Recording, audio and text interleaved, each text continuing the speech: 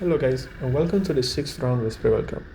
Let's jump directly into Quali, and this time I was one of the last cards to enter the track, so I decided to try and take some space from the card in front, and I've seen that also the cars behind me were doing the same, so I was able to get some clear track in front of me, and also I was in the first group out for qualifying, so I wanted to warm up the tires a bit as well. But reaching the end of the first lap, I was already catching up with some other cars, and this guy also saw me, so I thought it would give him space here, but no, it was fully committed. Probably didn't think I was trying to overtake him, so I had this little rally excursion. But yeah, nothing crazy. I just got the tires a bit dirty, so I had to, and also I couldn't start a new fast lap. But a few laps later, I managed to get a nice lap together. Gonna go through this now, and always a bit sliding with this car in the first section, but nice the first right-hand turn. Also through this section, I was quite fast. I felt really comfortable here, and also for this other part, I was able to stay really wide on the entry here and cut across nicely. And for the long left-hander coming up here, I was not sliding a lot like it used to happen with other cars, so very strong. I did a small mistake here. I missed the apex, slid a bit and went a bit wide, but I think I recovered really good at the exit of the hairpin. It was a nice line.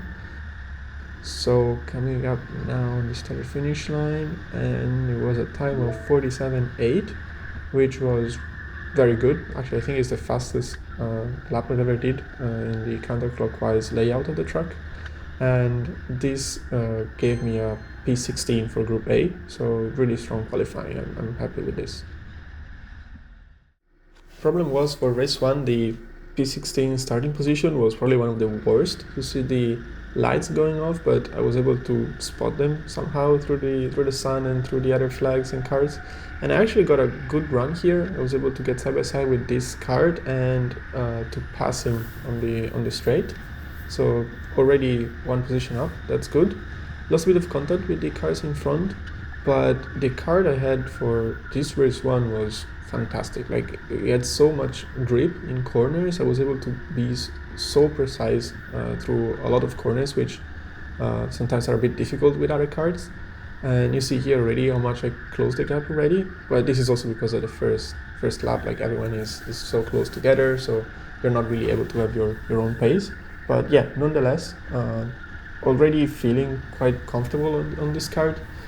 You'll see here on the straight is not particularly good in top speed, but it's not bad either. So overall, good. And coming here to the fast right-hander and then the other tighter corners, I was very glued to the other car's back, and so I was really thinking at this point to go to the pits and do an early pit stop, because I have a lot of cars in front of me, not so many behind me.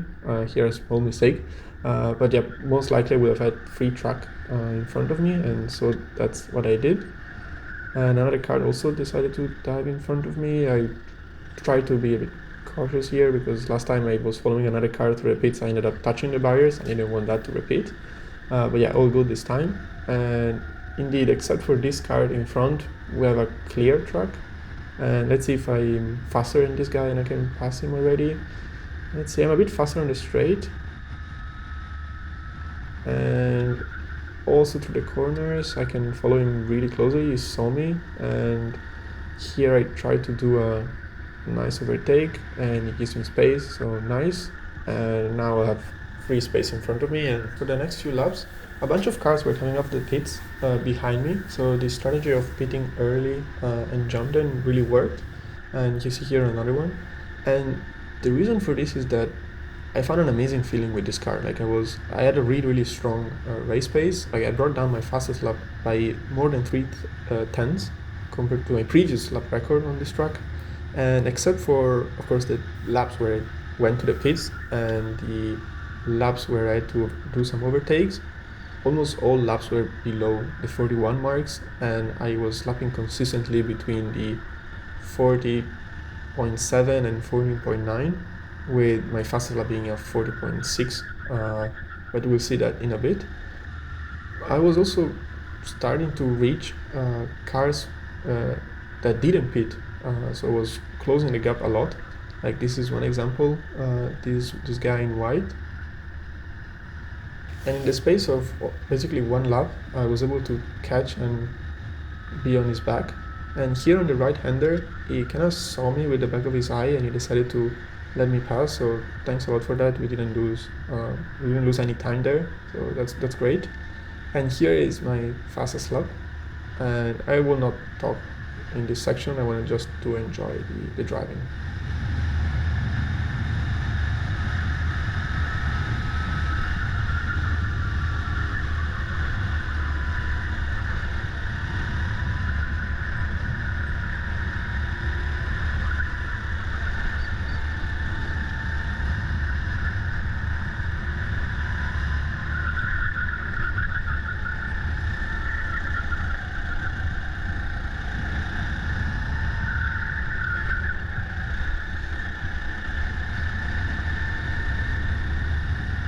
And the time was a 40.619, so very, very competitive time. I was so happy with that. And you see here in front Joe making a move on this guy in blue. And only 2 laps basically. I was also on his back, and here on the left-hander I was not close enough, so I didn't want to make a move there, so I had to wait a bit more to try and make a move. But coming here on the straight, he decided to let me pass. So again, thanks for this. Lost a bit of time in the previous lap, but not too much for the actual move. And in the blink of an eye, we're already at lap 23. So more than 70% of the race was already completed at this point. But so far, nothing much happened. It was just me with a clear track, lapping really strongly. And this brought me a lot up in the order. I don't want to spoil the result yet. But now I was getting more excitement, like I was more catching more cars or having other cars already pitted behind me. But I was catching this guy which didn't pit, and I was catching him fast, so I decided to go to the pits because I was thinking that next lap I would have been stuck behind him. Not great, my stop here. I took a too sharp turn. And coming out, I was behind this guy, and this will be the view for the rest of the race. But it's gonna get a bit fun. I was a bit faster on the straight, so I was able to push him, and our pace was kind of matching in the corners. Maybe I was slightly faster, but mainly because there was so little left in the race that he was always trying to take a defensive line. Like you see here, he was placing his car in the middle of the track, but this was meaning that he was having a bad run for the next section. But in this case, I'm too far off to even think of a move. But in the next lap, the same happened. So for the entire straight, I was there pushing him, and here he was sliding a lot on the right-hander, and on the left, again, he was trying to cover the inside. And here I was able to switch. It's not the best overtaking spot because then for the next corner he had the correct line, and also for the one following that. So yeah, I was not able to make an overtake, but it was a nice side-by-side action, and there was only 1 lap or 2 laps left at this point, so we wouldn't have caught the guy in front, so I decided to have a bit of fun and try to gain 1 place. But he was defending like crazy in this corner, but this time I was not able to have the same run as I had before, so couldn't attack him here. And this was the last lap, so it was covering a lot here. The guy you see in front of this card is actually a back marker, so wouldn't have gained a position anyway. But you see here he was defending also, where in the same spot where I attacked him last time. This was the very last lap, so I mean, I understand him. I would have done probably the same if I had someone so eager to pass me behind. So in the end I ended P6, which is a fantastic result if you just take it by itself, starting P16 in Group A. But turns out that actually the guy who finished first only pitted once, so he got penalized with another extra lap, or let's say 1 lap removed from his race. So that meant that I got promoted P5, which is an amazing result for me. I'm super, super happy with this race, like especially with my pace. Like I was finally feeling that I was running fast, consistently, which is something that like I felt before I was not really able to do that. Like the consistency part was what really struck me and got me and made me enjoy this race a lot. So very, very happy with this race.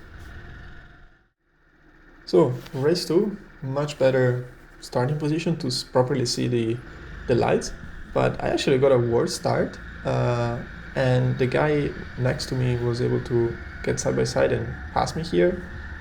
So remember, for race 2 we have the hairpin, and this will be my curse for the entire race. Like this race is basically the opposite of race 1.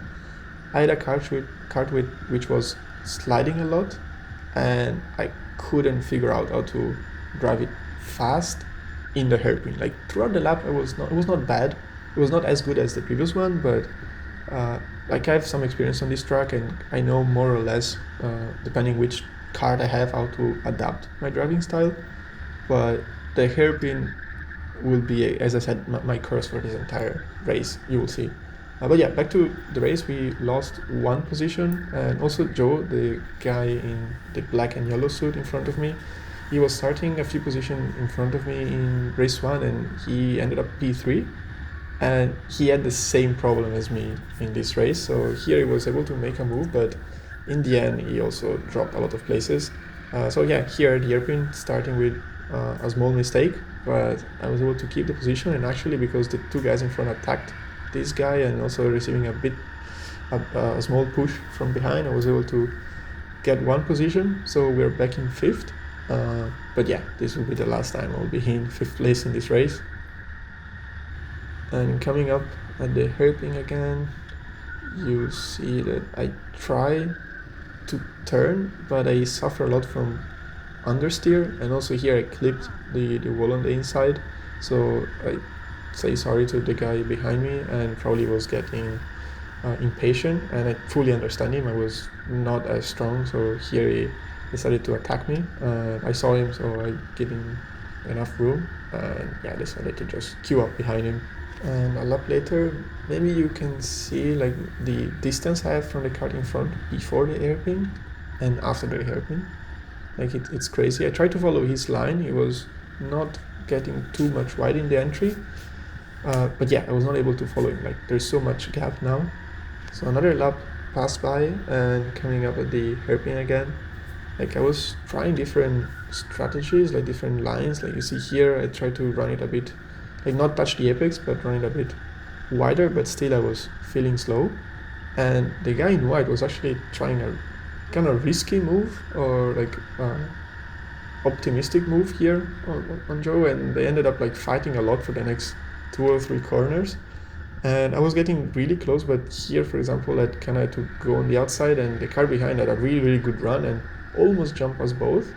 And here I tried to put my nose there, but yeah, not really able to fight back for the position. So again, I had to just queue behind him. But yeah, there's another example to see how much I was struggling. Here I even lost the card at the entry and had a super, super bad line.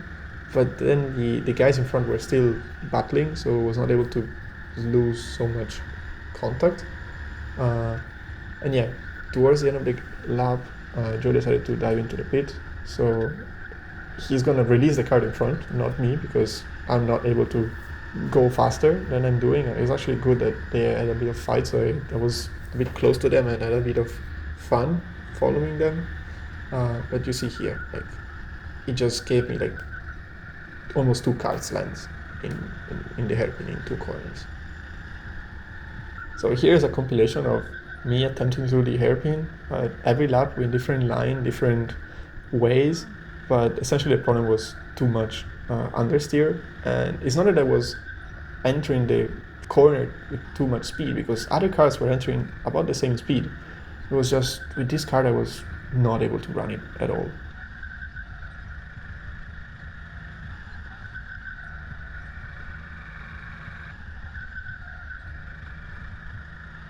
So by lap 17, I decided to pit because there were only a couple of minutes left to the end of the race. And I was also really, really scared, so I was super cautious here. Like, probably you see me driving super slow at the entry, but I didn't want to mess up and touch the barriers.